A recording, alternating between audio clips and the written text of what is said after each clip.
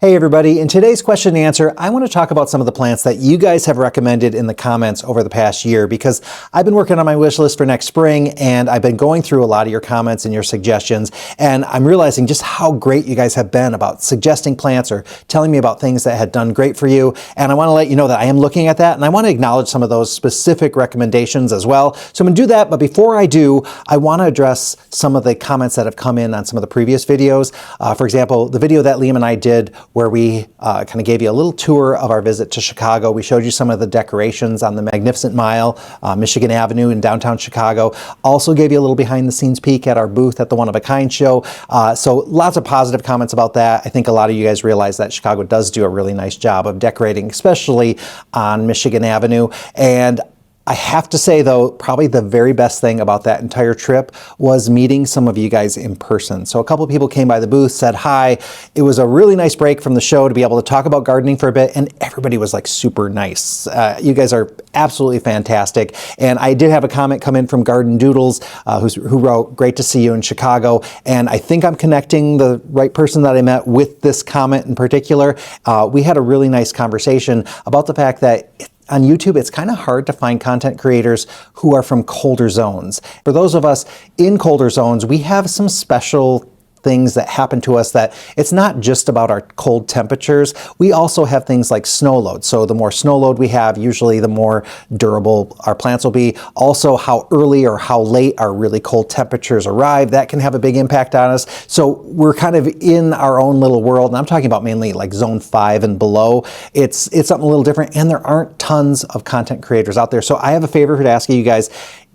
Let me know in the comments of other content creators or YouTubers who are from Zone 5 and talk about planting in Zone 5 and lower. So sorry, those of you in Zone 6, we're not talking about you guys. We're talking about 5 and 4 and 3 and even those of you in 2, God forbid what you can grow there. I really admire you guys. But anyway, I do want to know who you guys are watching. So if you can leave that in the comment, definitely appreciate it. I want to acknowledge some of those people, and I want to start catching more people who are growing in colder zones. I think that's kind of important.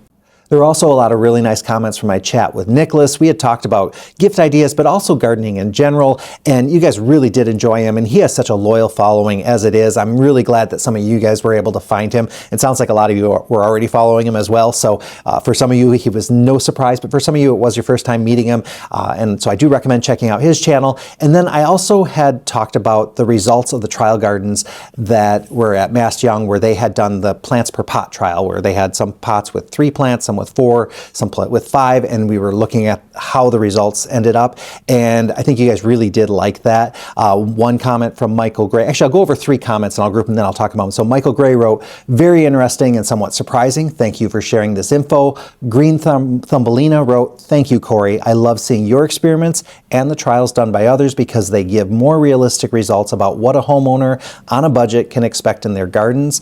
And then Weckwert M wrote, "It was very helpful to see the comparison photos at 2 different time frames." So I think for a lot of you, it wasn't so much about learning that sometimes having 3 plants in a pot perform as good, if not better, than 5 plants in a pot. It was the fact that you were able to see the photos. And I think that really did bring it home to a lot of people. And I think a lot of us are visual. I think people who watch YouTube in general appreciate those visuals. So I was really glad that I was able to show you guys that. If you haven't seen it, definitely go back and watch that video because it can be pretty eye-opening when you realize, like, wow, I don't have to pack my pot so full if I choose the right varieties of plants. So that was a really good one. And then D-Light wrote, "Less is more," and that ended up being kind of the theme of that video, that when you're planting in those containers, a lot of times you can consider fewer plants, save the money, or spread your plants out among more areas so that you get a little bit more of a show. That's definitely how that one played out. And it really was the comments in that video that led me down the path of going through comments and looking at your suggestions, because there were some suggestions in those comments, but then, you know, like I said, I kind of started going back through the backlog of comments and found a lot of them that I was like, oh, I'm so glad I looked back at that one. So I'm going to touch base on a lot of those. So Tom wrote, have you tried the Proven Winners Marshmallow Bidens? I had excellent success with them. Non-stop blooming. I couldn't see the foliage for the blooms. And I did try those for the first time last year because they were new last year. And I did have one problem. I had used rice hulls as a mulch and they don't like that mulch. So they want to just have the soil there. I think because Bidens in general like to kind of spread a little bit and that mulch just kind of choked them a little. Once I moved the mulch away, they did fantastic. And Bidens, though, I'm always really cautious about recommending because I always feel like I have to put that caveat in of they can be bullies in containers, so they can push out some less vigorous plants. So you do have to be careful what you put them with. All of them sometimes can be a little bit more aggressive, although I think sometimes those orange ones can be the most vigorous, sometimes the yellow ones too. But it is a fantastic plant and they do flower forever. They're just nonstop, but they can grow a little bit like weeds. So you have to be a little careful with them. But yes, the marshmallow one was really nice. Tons of flowers on that one. See, Shield Zero, I bought Diamond Frost Euphorbia for the first time last spring. I've heard so many people who say they love to add it to their pots, but it never looked like much by itself at the garden center, so I always skipped it. But wow, so glad I tried it. Those tiny flowers certainly add so much to a container. And Euphorbia is one of those that when you see it on the bench, you're like, whatever, not so much. But once you see what it brings to a container, it's absolutely fantastic. And there are a couple other plants that I think fall into that category that when you go to the garden center, you might not be impressed by what you see in the little container, but once they're planted out, they tend to do really well. So one of those would be like Scaevola is one, partly because it tends to hold off until it gets a little bit warmer before it really starts putting on a show. But in the containers, a lot of times it just doesn't look like much. Lophospermum or Lofos, that's another one that really, it takes until it starts trailing and flowering before people really notice it. Otherwise, you're just kind of like, whatever. Also, like most of the trailing plants and a lot of the grasses, until they get a little bit bigger, they don't look like much. So when you're going through the garden center, people oftentimes overlook them, don't even give them a second thought. Definitely think about them, do some research on some of those plants as well, because I think those are going to be ones that you'll be surprised at how well they can do in a container. They really can add a lot. Gardens in Summer writes, nice. That midnight gold double petunia is so hard to find. It's my favorite. There is a new one out. It's purple and white, even more beautiful. And I have noticed that too, that the midnight gold, like we had it canceled on us last year, so we weren't able to carry it last year, but it is a really nice one. What I like about it is, so it has that kind of dark purple with that light kind of creamy yellow fringy flower on it. And it is fantastic because it is one that I would say buries its dead. So you don't have to deadhead it. The new flowers just keep hiding the old ones, and it's a big flower producer. It just kind of keeps going and going. I am so curious to see what the long-term look of the Jewel Frosted Sapphire, that's that new purple and white one from the same family. When I saw it in the trial gardens, it was absolutely beautiful, and I'm hoping it has that same performance. I am looking forward to that one as well. Island Vidi writes, hi Corey from Connecticut. I purchased a pre-made Proven Winners container. It had the Rockapulco Impatient in it. The name of the combo was called Gloria Rose, and she says, I absolutely love it. It has Diamond Frost Euphorbia, a Hippo Rose Hypoestes, and a Rockapulco Rose Impatient, double Impatient. She said, I replanted it in a larger pot, is one of my favorites. So very pretty. I saved the tag, hoping to make my own next year. And I will tell you, that is a fantastic combination. So you have that beautiful Rockapulco Impatient in there. It's a double Impatient. I really do like those. They fill out very, very nice. And the rose is a really good color. I love the apple blossom. And I'd say purple is probably the other one that I really do like a lot. And then putting that Diamond Frost Euphorbia in there, that kind of fills it out, gives it that little bit of a sparkly effect. And then the Hippo Rose Hypoestes is just like another texture in there. It's a little thicker leaf, nice pink color in it. They all play really nice together. It kind of reminds me of the combo that I had done this season where I had put kind of more of a pink Rex Begonia in with the apple blossom Impatient. I absolutely loved it. It just was so nice. It's kind of a very soothing, calming kind of combination. And the other nice thing about that combination is you can put it in lower light because the Euphorbia can handle kind of more of a part shade situation, as well as the Rockapulco can do that as well. So you don't need full sun for that one. So really good option, and it does have a really elegant look to it. Lisa Stagnoli writes, my favorites were the New Guinea Impatiens, the Roller Coaster Hot Pink, the Paradise Rockapulco Purple, and the Coral. And I gotta say, after seeing some of the trial gardens and seeing some of these Impatiens, the New Guinea Impatiens especially, they are really good performers. We're getting tons of flowers off of them. Their size is impressive as well. And the only thing I did notice is the ones that I had this year, we had watered them a little bit too much on the front porch. It was in a shadier spot, and so they did kind of dwindle a little bit. So then, but once we dried them down a little bit, they started doing a lot better. So that would be the only thing I'd say, is just be careful if they're in a shady spot that you're not overwatering them, because they don't perform quite as well when they're overwatered. Susan Blank tells us, I had grown tidal wave petunias from seed. She got them from Harris Seed. Have been very happy with the germination and the plants, but she's in zone 9B. And she says, my petunias are gone by summer. They do not handle this humidity and heat. Thank you for the information on fertilizing petunias. Maybe that will help extend their life a little longer, since they are about my favorite flower. And Susan, I do want to emphasize that a lot of times in those hotter climates, it's really about water and consistent water. And it does get hard, especially if you're in zone 9, it is hard to give them the amount of water that they want.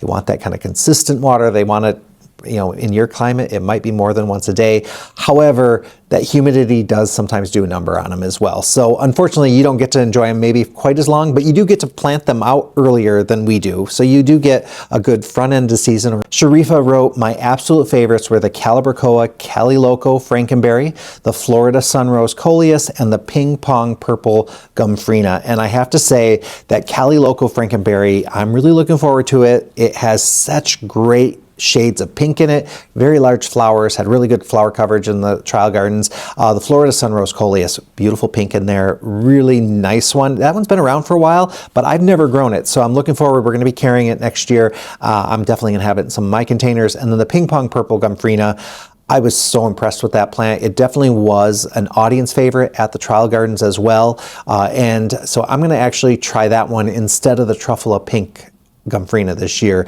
I just want to see how it does. I'm looking forward to that one because it looked beautiful in containers. Kelly Crucio says, my favorite was the Great Falls Rose Gold Coleus and the Ping Pong Purple Gomphrena. That Rose Gold Coleus is beautiful. It's part of the Falls series, so it is more of a trailing variety, has a little bit smaller leaf. Other ones in that family would be the Yosemite, Niagara, and Angel. They're all part of the Great Falls. Rose Gold had another name. I think it was Havasu or Lake Havasu or something like that before. They changed the name to Rose Gold. It is beautiful because it does have a little bit of a bronzy color to it. Definitely has a shimmer. I love the look of that. It's completely different, I think, than most of the other Coleus out there as far as its color. So really nice addition. Maggie W. writes, thank you. Many of these new varieties our nurseries and garden centers don't carry. And unfortunately, there isn't that great database of where these plants can be found. So unfortunately, you do have to do a bit of a hunt. You can do a little bit of homework maybe before you travel, or you call some of the bigger independent places, because it really is at the independent garden centers that you're more likely to find these varieties, especially these new ones, these high performing ones. You don't always find them at the box stores. Box stores have some good varieties, but don't expect them to have those new ones out there. So definitely check locally or kind of go out a little bit farther and see what everybody has if there's a specific variety that you're looking for. And then KAC kind of sums up what happens to a lot of us. They write, unfortunately, my favorite sentence is, just one more, fill in the blank. And that is true. Every time I'm watching a video, I get something to add to my list. Right now, I've been looking online at different varieties that are available either for pre-order or at seeds or things that I'm just dreaming about. And my list just keeps getting longer and longer. It's kind of crazy. I am looking forward, though, to being able to show you what I end up with this season. So I think it's going to be a lot of fun in the springtime. And then a couple more comments, like Ryan Photography writes, I put some coneflowers and catmint together in a section of my bed last year, and it is one of my favorite parts of the garden now. So easy and so hardy, but so fun looking at the same time. And that is a great combination because those are two varieties of plants that don't need a lot of attention. They don't need tons of water, actually. They don't need lots of fertilizer as well. So you can kind of neglect them and they're still going to do really fantastic for you. So I agree that that is a good combination. And the nice thing about the color of the catmint, it's that silvery foliage with kind of purple flowers. It looks good with almost any of the colors of flowers of Echinacea as well. Echinaceas are also called coneflowers. So I agree, that is a very nice combo. And then Leah Rossi wrote, and this was on a post about hummingbird plants or plants that hummingbirds love. The hummingbirds love my bee balm, which is perennial in my Zone 6A upstate New York garden. Their favorite in my yard is definitely the annual salvias, and she specifically points out the Rockin' series, which I have the same thing happening where the hummingbirds are all over those Rockin' fuchsia, the Rockin' deep purple, the Rockin' playing the blues, all of those.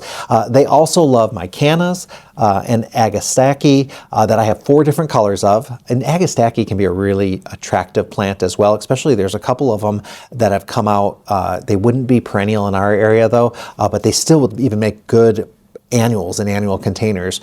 So I was really impressed when I saw some of those at the trial gardens. Also, they love Terrenia, which I have in hanging baskets in the shade. Terrenia has beautiful flowers too, and the hummingbirds do love that. I can sit in my lounge chair and watch them for hours going around to all the flowers. And if you have those plants that the hummingbirds love, lantana would be the other one, and Kufia, especially some of the orange and the pink ones, man, you can just sit there and they will just go from plant to plant to plant. So if I were to pick 3, I'd say the salvia, the Kufia, and the lantana would be the 3 main ones, but the other ones you mentioned too, absolutely primo for attracting hummingbirds. And then both Iceberg and Peggy Ann had noticed that in one of my videos, the audio was like only in the left channel and then only in the right channel. I don't know how that happened. Somehow a setting got changed and I wasn't wearing headphones when I was editing, so I didn't notice it. I hate when that kind of stuff happens because I really don't know why it changed it, but I will try to make sure that that doesn't happen again. Apologies for that. Otherwise, hey, thank you guys for watching, and it was really a lot of fun meeting some of you in Chicago at that event. Hopefully there'll be some other opportunities over the next year for me to meet some more of you guys, and it was just fun to be able to talk about gardening with people, and you guys don't look at me like I'm crazy when I just kind of go on and off on a topic in the garden. So it's really a lot of fun. I love you guys.